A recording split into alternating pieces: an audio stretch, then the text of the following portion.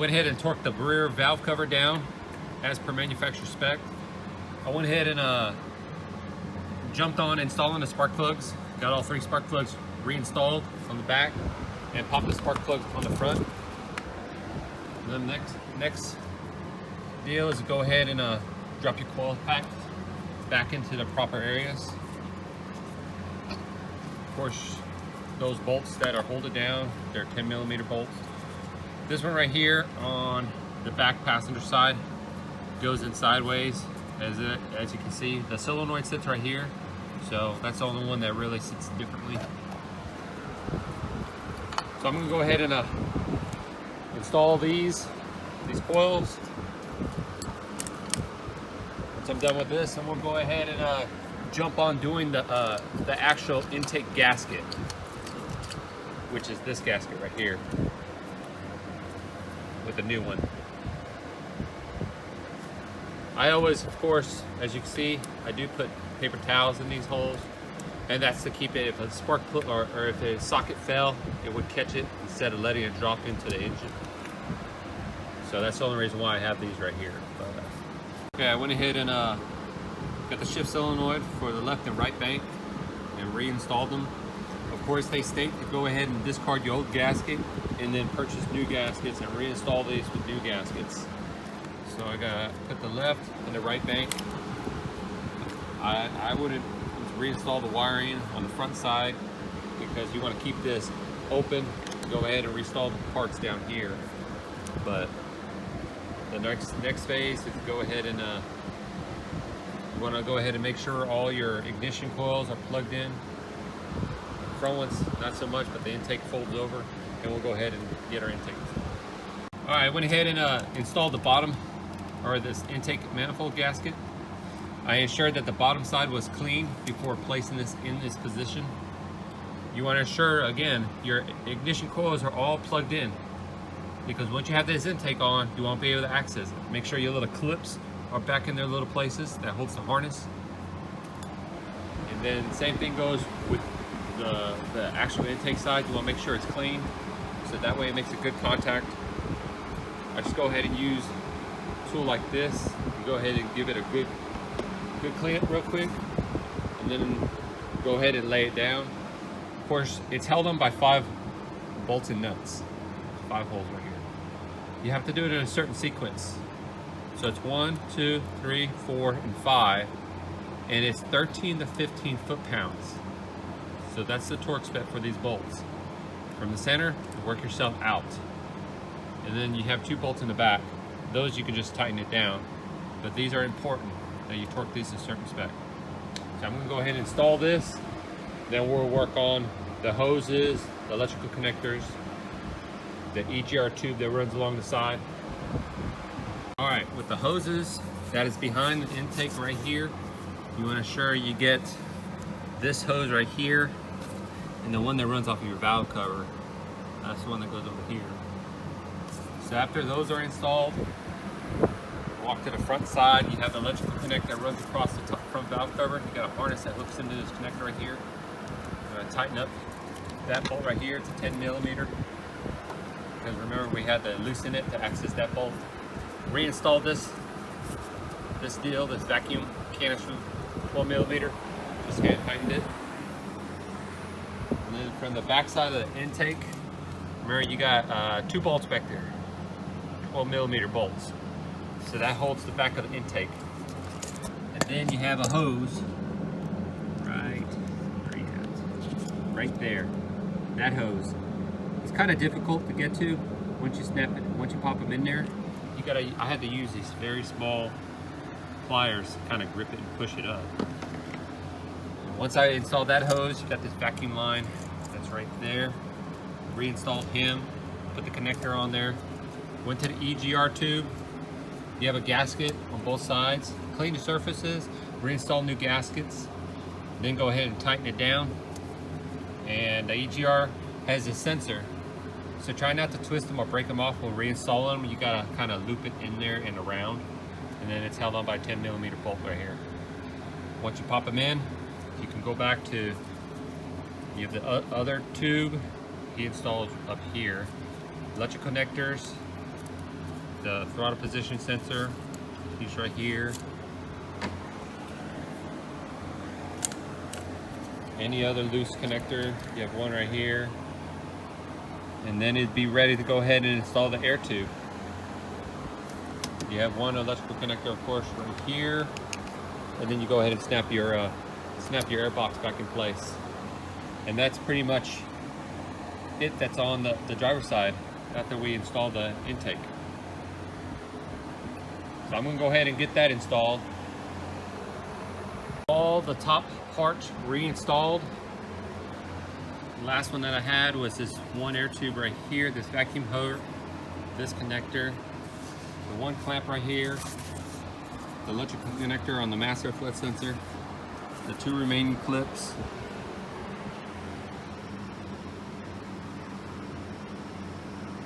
All right, I went ahead and installed the thermostat housing. Of course, you have the 3 bolts. The 3 bolts that you removed earlier, go ahead and reinstall them, but ensure your surfaces are clean as well. And then put a new thermostat gasket. If your gasket and everything was working correctly before removing, just go ahead and put a new gasket on there, reinstall it, and then bolt it down. And then I went ahead and reinstalled the power steering reservoir with the 3 nuts. Got 2 nuts back here, 1 nut right here. Got her tightened down, and then I went ahead and went to the bottom to go ahead and install the alternator. But the alternator is kind of tricky because if you remember correctly, we went ahead and removed that 1 bolt. That bolt right there. Well, on the back side of the alternator, there is a deal where you gotta squeeze it. You can see it, it's right there. And it's kind of hard and tricky to get to it. So what I did was I used a long extension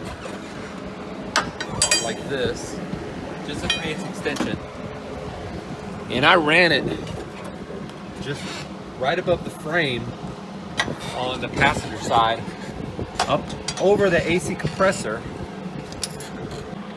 All right, there you see the extension. I know it's kind of blurry, but there's that little tab on the back on the alternator. And what you want to do is you want to put this extension right up against it, where the corner lip of that extension fits in there. And then you'll slightly tap it with a hammer from this side. And what's going to happen is it's going to slide itself back to like if you just pulled it out of the box. Because when you tighten it down, it's going to go ahead and pull it back out. But with it compressed, it'll allow you to slide the alternator back in its place. And then after you get that done, you'll slide the alternator down and reposition this bolt back in its hole. Of course, this is the back side and that's the front side. Then we'll tighten the bolt down. So I'm going to go ahead and do that right now. About to mount the belt tensioner. Of course, you got the bracket, the shaft that holds it.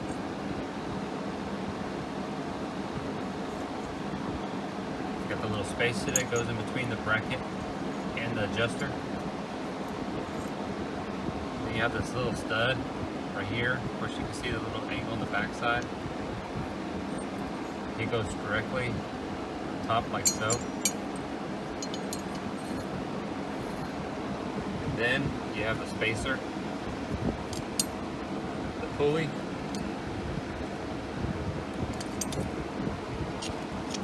the dust shield, and the bolt. But to mount this, you're gonna have to go without the pulley and that bolt and mount it directly on. Right there. You got the 2 bottom holes and the 1 bolt on the top there. Those are 12mm bolts. So he pretty much slides in there like something like that. I'm gonna go ahead and bolt it in, and we'll see what the final results look like. All right, got the tensioner reinstalled. Went ahead and tightened up these bolts, and then 1 bolt on the top side. Then I reinstalled the pulley part. And just keep this bolt right here loose, because when we go to put a new belt on here, you want to be able to adjust it by the top bolt. It's got to be able to move it down before you go ahead and do the final tighten. So, tensioner looks good. now we're moving on. To mount the power steering pump, you can clearly see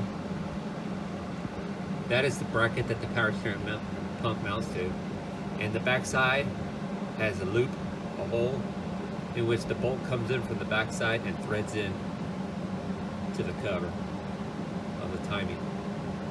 So we'll go ahead and remount this. It's going to sit up there, and we'll move on with the bracket.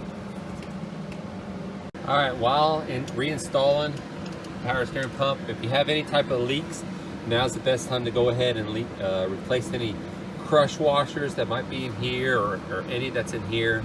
But in this case, I had a leak coming from that O-ring.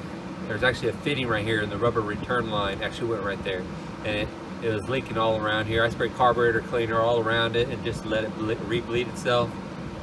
And that little guy right there has been leaking, so I'm gonna go ahead and replace this seal. But while you have it apart, go ahead and replace any parts that you need to replace while you find it's got any problems, and that'll make it easier and you don't have to do the job twice. So I'm gonna go ahead and replace that little rascal. And the leak, it's a little tricky. And so what I did is I went ahead and pulled the power steering pump, fixed it, moved it to the side, and then reinstalled the bracket with those 2 bolts on the top, those 12 millimeters, but I didn't tighten the bolts.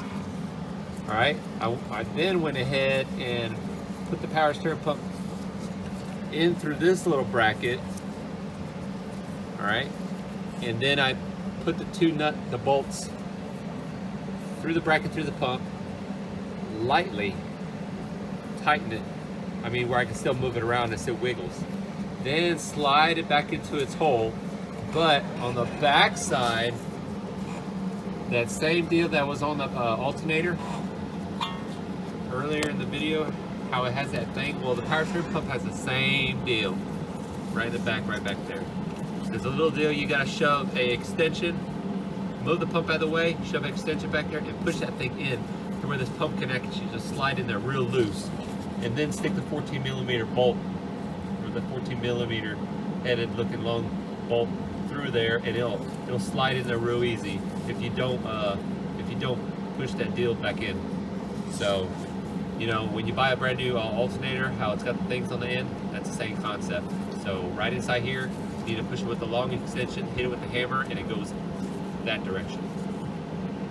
So after you punch it in, put the power steering pump in its place, put the bolt back in, tighten it down, then come back on this side, tighten these bolts down, and then tighten the 2 top bolts. And it is now back in play.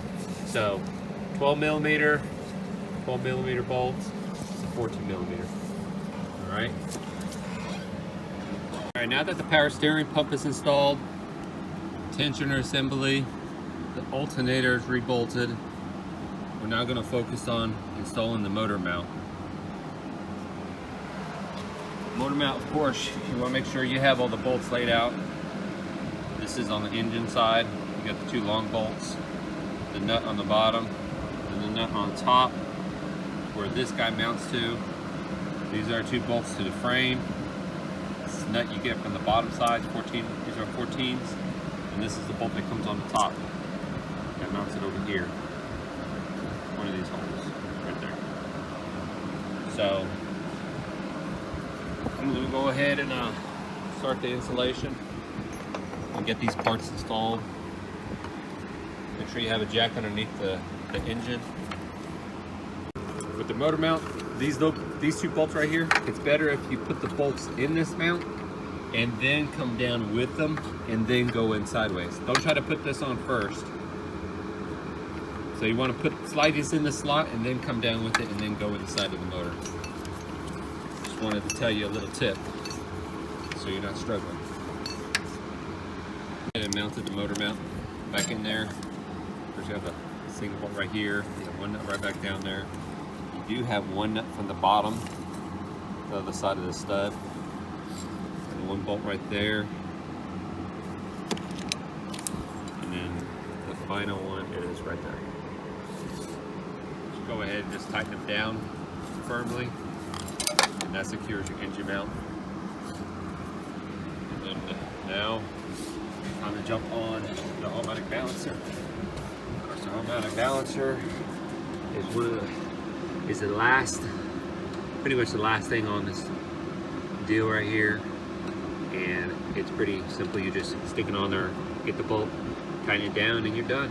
So I'm going to go ahead and mount the harmonic balancer in there, and we'll start on putting the belt on. Okay, so on the Nissan Altima 3.5, of course, there was 2 belts that we removed earlier. This is the power steering belt,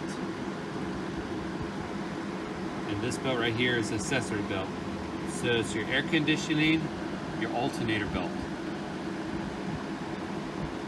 And so the first one we're going to install, because this is an inside belt, is the power steering belt, in which it just goes around the power steering pulley and the inner side of the harmonic balancer. Of course, I'd go ahead and stick on the harmonic balancer side first, because it's the small one on the balancer. It'll be pretty hard trying to put it on the pump first. Sometimes you gotta see if you pull the pump all the way down too.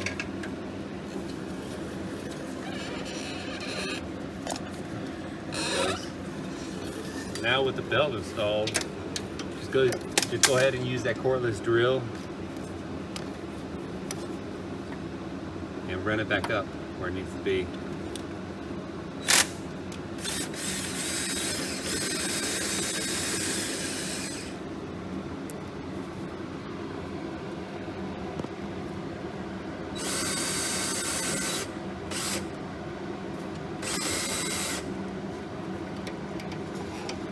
And go ahead and feel the tension on it. If it's hard, that's probably where you need to be. Probably back off a little and just test the water and see if it's too loose. Back it up just a little bit.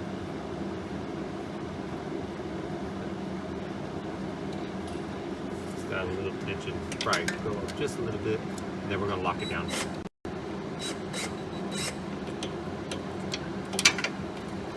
Of course, you're going to use a 12mm wrench like so.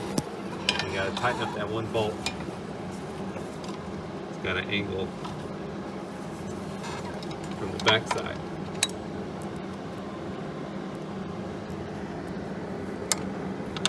Right there. With this nut, that's right there. So I'm going to go ahead and tighten up that bolt. Then we'll move on to the alternator belt. Went ahead and installed the power steering alternator belt.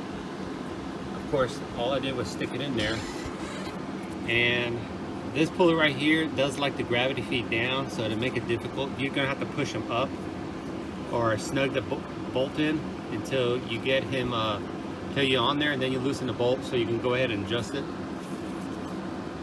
But this bolt originally was a 14mm. I went ahead and replaced it. If you do have to replace that nut, that thread pitch is a M10 by 1.25 thread pitch right here. So, and to go ahead and tighten it. So it's your choice whether or not you want to use a ratchet or use a cordless drill. You use a cordless drill, makes the job quicker. Until I hear it click. I have it set on 15 on the tool. Come back down here, and you see the feet. Of course, you do the same thing like you did with the other one. Might have to loosen it if it's a little too tight.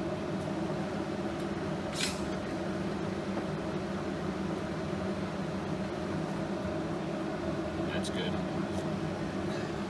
Once you're pretty much set, and you got it to where you want it to be, you go ahead and tighten up that bolt on the tensioner from the bottom side,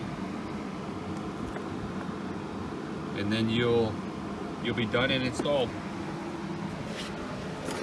So I'm going to go ahead and get my wrench on here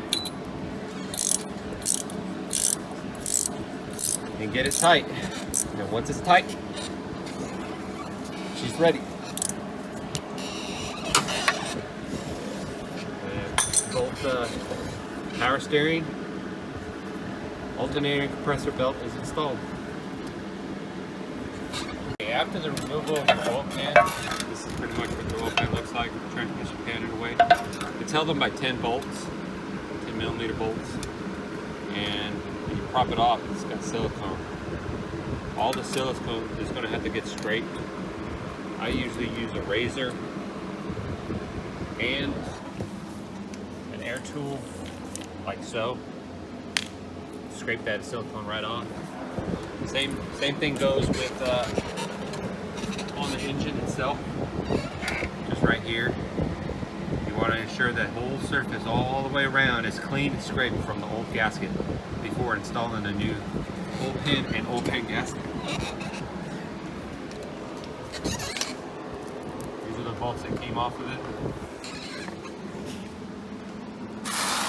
And this is the oil pan assembly that we're going to be installing on the oil pan. So I'm going to go ahead and clean the pan up, and then we'll go ahead and start the installation. Cleaned up the oil pan real nice all the way around the deal. Also did the same thing on the engine side. You want to make sure any oil leaking like that, you want to try to, hopefully it doesn't do it while you go to put the pan up, but get the surface clean all the way around like that. No silicone left on here.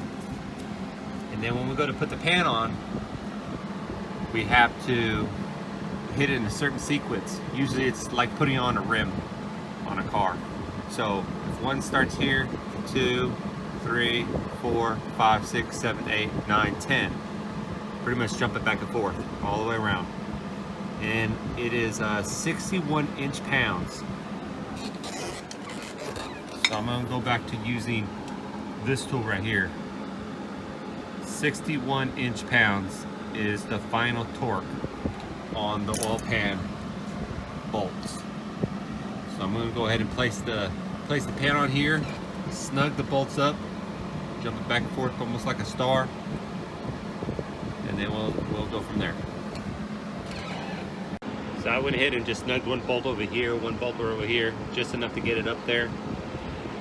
Then I have the torque tool, or the cordless drill, set really low, just enough to get it snugged in there.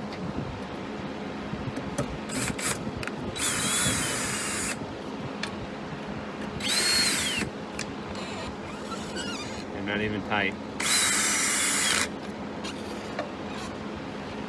Full revolutions.